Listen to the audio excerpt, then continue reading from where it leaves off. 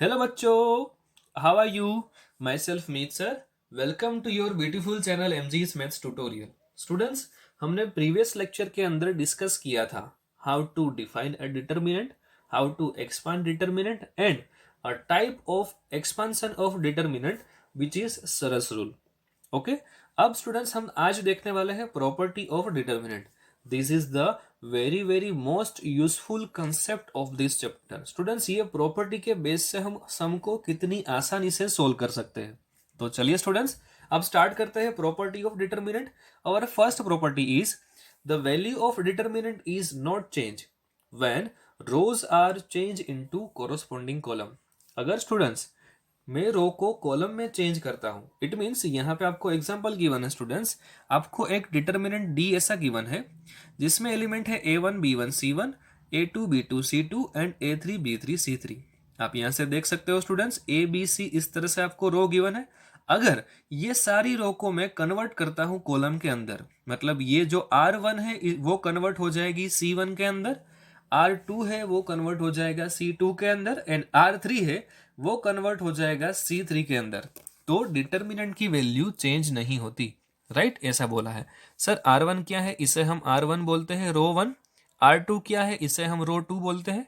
और R3 क्या है? इसे हम रो 3 बोलते हैं। ये R1 कन्वर्ट हो गई, यहां पे देखो स्टूडेंट्स, C1 के अंदर, R2 कन्वर्ट हो गई C2 के अंदर एंड R3 कन्वर्ट हो गई C3 के अंदर। अगर रो 2 कॉलम हमने इंटरचेंज किया तो डिटर्मिनेंट की वैल्यू चेंज नहीं होगी। यहाँ पे एक एग्जांपल भी मैंने दिखाया हुआ है स्टूडेंट्स, यहाँ पे आप देख सकते हो डिटर्मिनेंट डी की वैल्यू इस तरह से गिवन है 012436157।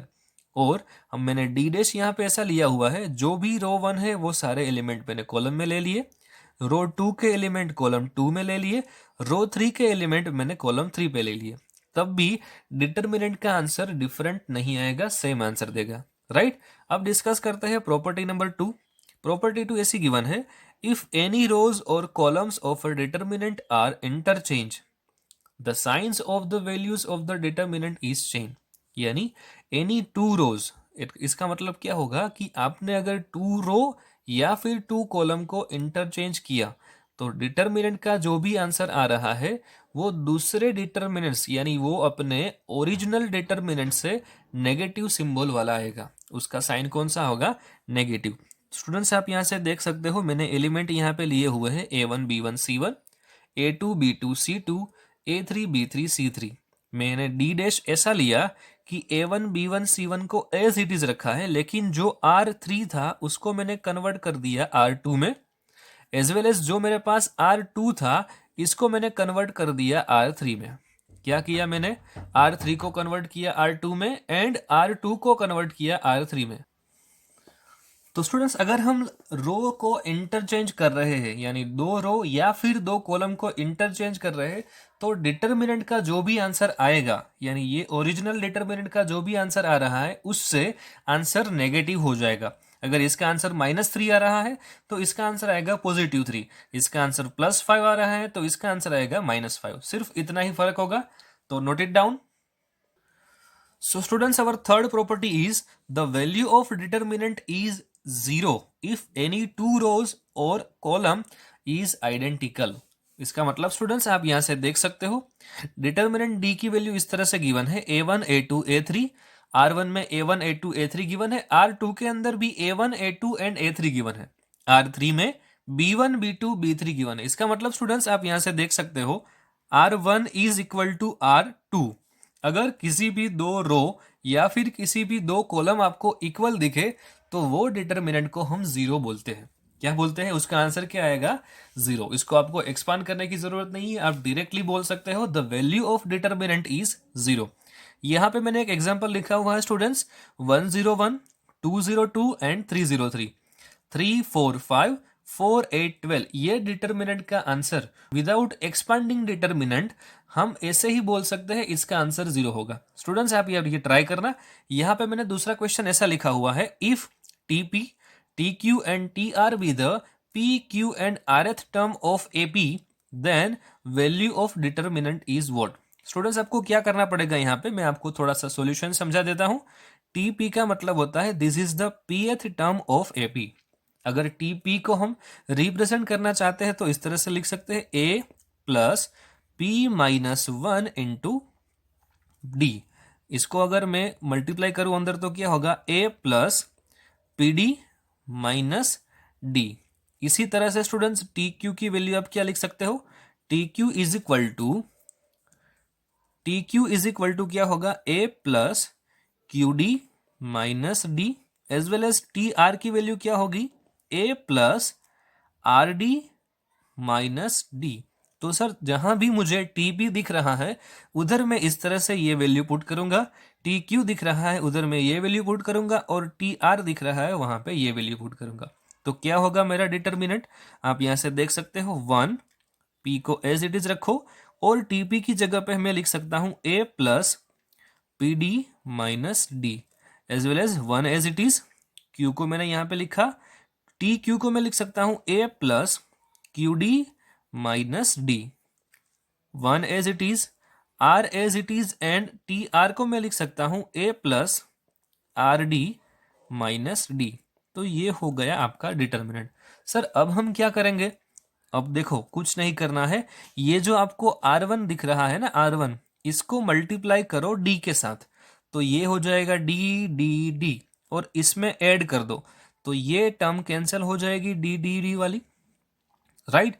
अब क्या करोगे सर, यहाँ पे तो PD है, अब यहाँ पे QD है और यहाँ पे RD है, तो सर यहाँ पे PQR आपको दिख रहा है, मैं रो 2 को मल्टीपल करूंगा D के साथ, तो क्या होगा, PD QD RD। अब इसको मैं सब्ट्रैक्ट करता हूं R3 में से, तो क्या हो जाएगा सर, ये PD कैंसिल हो जाएगा, QD कैंसिल हो जाएगा, एंड RD कैंसिल हो जाएगा। अब यहाँ पे कौन सी टर्म बची, यहाँ पे A एंड A, और जो ये A दिख रहा है इसको मैं कॉमन लेता हूं तो क्या होगा सर, यहाँ पे वन रहेगा, यहाँ पे वन रहेगा, और यहाँ पे वन रहेगा। तो बच्चा अब देख, R1 की वैल्यू भी 111 है और R3 की भी वैल्यू 111 हो गई, इसका मतलब ये डिटर्मिनेंट का एक्सपेंशन हो जाएगा 0, राइट। इज इट क्लियर और not? Our fourth property is a common factor of all elements of any row or any column may be taken outside the signs of determinant, right. इसका मतलब students हमेशा बोल सकते हैं, आपको यहाँ पे कोई डिटर्मिनेंट डी की वैल्यू इस तरह से गिवन है, A1 B1 C1 A2 B2 C2 and A3 B3 C3। यहाँ पे कोई भी एलिमेंट में आपको के का मल्टीपल दिख रहा है, मतलब ये रो में भी हो सकता है और ये कॉलम में भी हो सकता है। आप यहाँ पे देख सकते हो C1 में सभी एलिमेंट के साथ मल्टीपल्स हैं, इसका मतलब ये हम के को कॉमन ले सकते हैं। अगर स्टूडेंट्स मैंने यहाँ पे के को कॉमन ले लिया तो यहाँ पे क्या बचेगा, A1 A2 A3 B1 B2 B3 and C1 C2 C3। Sir ये तो मेरा D ही हो गया, यस एब्सोल्युटली। इसका मतलब D डैश की वैल्यू क्या मिली आपको, K इंटू डी जितनी, यानी यहाँ पे जो भी डिटर्मिनेंट था वो K टाइम्स मल्टीपल हो गया। इज इट क्लियर और नॉट? मैं यहाँ पे आपको एक क्वेश्चन दे रहा हूँ स्टूडेंट्स, डिटर्मिनेंट की वैल्यू ऐसी गिवन है 352 148 147 210 is equal to K into 354 1414 210। तो वैल्यू ऑफ के आपको फाइंड करनी है, तो क्या करोगे सर, यहां से मुझे दिख रहा है कि बाकी की सारे एलिमेंट तो बराबर है लेकिन एक एलिमेंट यहां पे ऐसा बराबर नहीं है। इसका मतलब अगर मैं C1 का मल्टीप्लीकेशन 2 के साथ करूं तो क्या होगा सर, यहाँ पे 2 है और यहाँ पे 4 है, यहाँ पे 7 है, यहाँ पे 14, यहाँ पे 0, तो यहाँ पे 0 एज इट इज है। इसका मतलब यहाँ पे k की वैल्यू अगर 2 में करता हूं तो क्या होगा कि यहाँ पे 2 के साथ मल्टीपल करोगे तो ये सारे एलिमेंट मिलेंगे। सर यहाँ पे भी ऐसा हो रहा है क्या, यहाँ पे 2 है तो यहाँ पे 4 है, यहाँ पे 1 है तो यहाँ पे 2 है। अच्छा, तो और एक बार भी आपको मल्टीपल करना पड़ेगा के से, यानी 2 इंटू 2 करना पड़ेगा। अगर आप 4 से मल्टीपल करते हो तो आपको ये डिटर्मिनेंट की वैल्यू और ये डिटर्मिनेंट की वैल्यू इक्वल मिल जाएगी। इज इट क्लियर और नॉट? इसका मतलब आपने मल्टीपल किससे किया, वैल्यू ऑफ के इज 4। यस, यहाँ पे मैंने लिखा हुआ है वैल्यू ऑफ के is 4। So students, now we are going for our fifth property. If every element of some column or row is a sum of two term, then determinant is equal to the sum of two determinant. बहुत ही अच्छी property है students आप यहाँ पे देख सकते हो एक डिटर्मिनेंट दो अलग अलग डिटर्मिनेंट में मैंने डिवाइड कर दिया। इसका मतलब यहाँ पे अगर प्लस प्लस और प्लस है या फिर यहाँ पे माइनस माइनस माइनस है तो मैं ये वैल्यू को इस तरह से लिख सकता हूँ।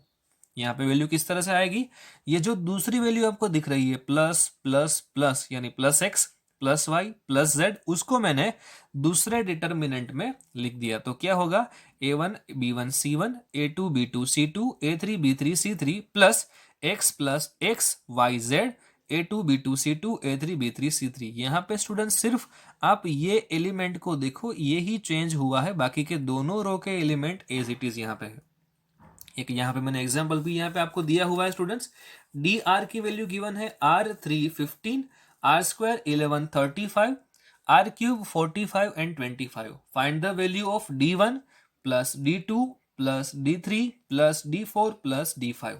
मतलब स्टूडेंट्स आपको क्या करना है, यहाँ पे एक बार आपको d1 फाइंड करना होगा, d2 फाइंड करना होगा, d3 फाइंड करना होगा, d4 एंड d5 फाइंड करना होगा। मतलब स्टूडेंट्स आप क्या करोगे, यहाँ पे आप सबसे पहले यहाँ पे 1 लिखोगे, उसके बाद दूसरा डिटर्मिनेंट बनेगा वहां पे आप 2 लिखोगे, तीसरा डिटर्मिनेंट बनेगा वहां पे आप 3 लिखोगे, चौथा डिटर्मिनेंट बनेगा वहां पे आप 4 लिखोगे और पांचवा डिटर्मिनेंट बनेगा वहां पे आप 5 लिखोगे। राइट, इसका मतलब मैं सिर्फ यहाँ पे एक डिटर्मिनेंट में वो सारी वैल्यू लिखना चाहता हूं, तो क्या होगा 1 प्लस 2 प्लस 3 प्लस 4 प्लस 5।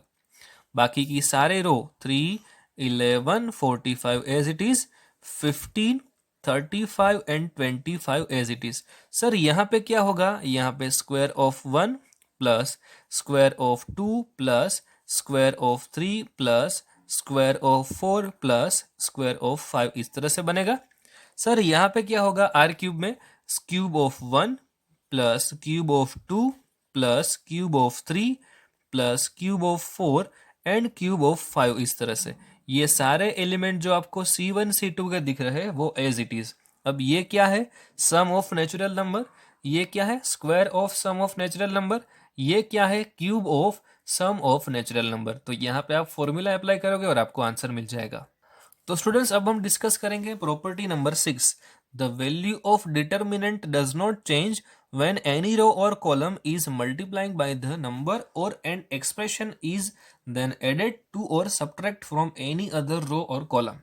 इसका मतलब मैं यहाँ पे a1 b1 c1 a2 b2 c2 और a3 b3 c3 में से किसी भी एक रो या फिर किसी भी एक कॉलम में कोई भी एलिमेंट को ऐड कर रहा हूँ। मतलब क्या हुआ स्टूडेंट्स, अगर मैं a2 b2 c2 यानी r2 को मल्टीपल कर रहा हूँ लेमडा के साथ और R3 को मल्टीपल कर रहा हूं म्यू के साथ, और इसको किस में ऐड कर रहा हूं मैं, R1 में। तो यहाँ पे मैंने कौन सा ऑपरेशन किया, R1 पे ऑपरेशन किया। क्या किया, R1 plus lambda into R2 plus mu into R3। अगर मैं इस तरह से कर रहा हूं तो क्या होगा, डिटर्मिनेंट की वैल्यू चेंज नहीं होगी। ये a2 b2 एंड c2 को मैंने मल्टीपल किया लेमडा के साथ और यहाँ पे ऐड किया, एज वेल एज यहाँ पे ऐड किया और एज वेल एज यहाँ पे ऐड किया, एज वेल एज ये R3 को मैं मल्टीप्लाई कर रहा हूँ म्यू के साथ, इसको मैं ऐड कर रहा हूँ यहाँ पे जो आप देख रहे हो स्टूडेंट्स, और यहाँ पे भी मैंने लिखा हुआ है। तो डिटर्मिनेंट की वैल्यू चेंज नहीं होगी, ये हमारी प्रॉपर्टी है। आप देख सकते हो स्टूडेंट्स यहाँ पे आपको डिटर्मिनेंट डी ऐसा गिवन है जिसमें एलिमेंट गिवन है 1 2 3 2 3 4 2 0 5। इस डिटर्मिनेंट का आंसर आ रहा है -7। अगर मैं ये ऑपरेशन कर रहा हूं इसका मतलब R1 पे ऑपरेशन होगा R1 प्लस 2 R3। R3 को मैं मल्टीपल कर रहा हूं 2 के साथ और 2 के साथ मल्टीपल हो जाने के बाद मैं R1 में ऐड करूंगा, तो क्या होगा 2 2 ज़ा 4 1 प्लस 1 1 प्लस 4 इज 5। तो ये रहा आपका एलिमेंट। 0 2 ज़ा 0 प्लस 2 तो ये होगा 2 एज इट इज, और यहाँ पे 5 2 ज़ा 10 10 प्लस 3 इट इज 13। तो ये हो गया आपका नया एलिमेंट। यस, इसको हम बोलते हैं नया डिटर्मिनेंट, इसलिए मैंने यहाँ पे लिखा हुआ है डी डैश। स्टूडेंट्स आप डी और डी डैश दोनों को एक्सपांड करोगे तो दोनों का आंसर इक्वल ही आने वाला है। राइट, तो यहाँ से हम बोल सकते हैं कि अगर हम किसी भी रो और कॉलम को किसी भी एलिमेंट के साथ मल्टीपल करके किसी भी रो में ऐड या फिर सब्ट्रैक्ट करें तो डिटर्मिनेंट की वैल्यू चेंज नहीं होगी। तो स्टूडेंट्स आज के सेशन में हम ये सारी प्रॉपर्टी ही रखते हैं। Thank you very much for watching this video.